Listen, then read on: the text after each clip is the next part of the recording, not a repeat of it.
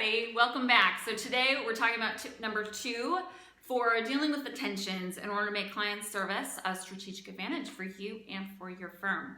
So my name is Rachel Steininger. I've spent over 20 years in client service, relationship management, and managing teams, and I've seen a whole lot of stuff go on with our client service associates over the years, including in my own career. And today we're talking about another tension. Last time we talked about the nature of reactive versus proactive and how do we actually manage that. Today we're going to talk about the tension between going wide and having a lot of accounts versus going very deep and getting to know each of our accounts or our relationships with clients on a very deep level. So another interesting story is I was interviewing for a job one time, and I had a manager that I was interviewing with, and what he wanted was for everybody to go on average from about 20 accounts to 30 accounts. And that requires a certain level of efficiency and process change and making sure that all of the back-end systems are working to support those people, because we literally cannot create more time. We can only create the structure around it for those people to be efficient.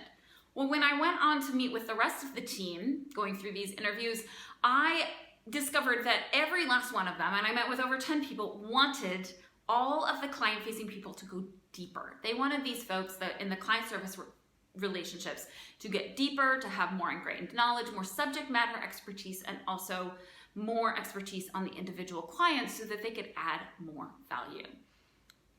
This is another one of those tensions. So I'm going to grab the whiteboard and let's look at this again, because when we go wide, we're talking about, like I said, having to have a lot of procedures and controls and making sure that we are really, really efficient in what we're doing.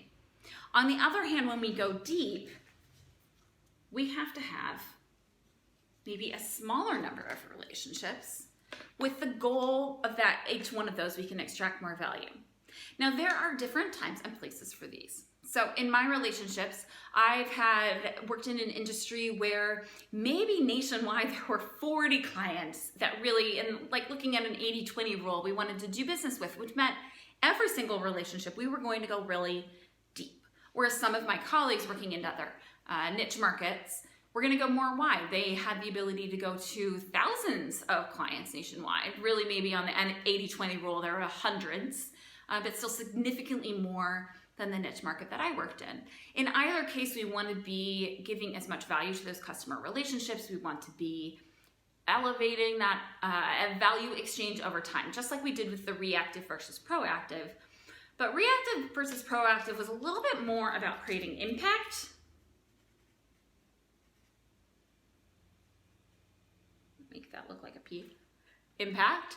And this is really about how much value we need to add to each of our relationships.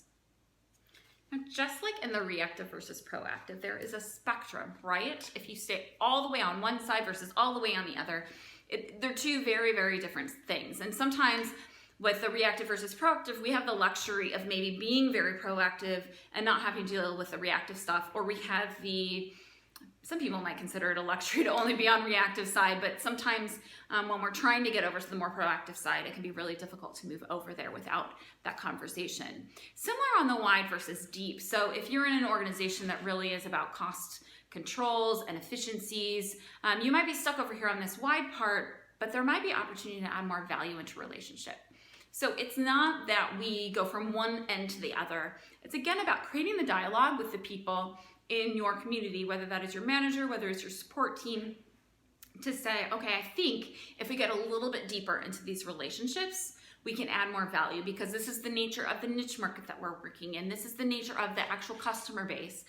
This is the value and the opportunity that we can provide within any one of these client relationships, that if we go deeper, we can extract more value, we can elevate them up and create a deeper, stronger relationship and a more profitable relationship. But it's really about looking at that value and what the opportunity is in your market. This wide side is going to take a lot more process and a lot more efficiency. This deep requires a commitment that the extra effort that you're putting into every client relationship is actually going to pay off, right? Because we're not, while we want to deliver as much value to every single client, sometimes we're not in a position to be able to spend all day with them, connect with them in the way that we would genuinely like to, especially if that is what feeding you in this service role, sometimes we can't go that far. It just, I've seen people exhaust themselves trying to do that. And so having, again, recognizing that this tension exists, there is no right or wrong answer along this spectrum, but recognizing that certain attributes, whether that is the niche market you're working in, the efficiency and the level of cost controls that you're under, and the nature of what is being expected maybe from an organizational level versus what the people on the team level are asking for, and recognizing that their clients need, making sure that that dialogue is open so that you find the happy medium.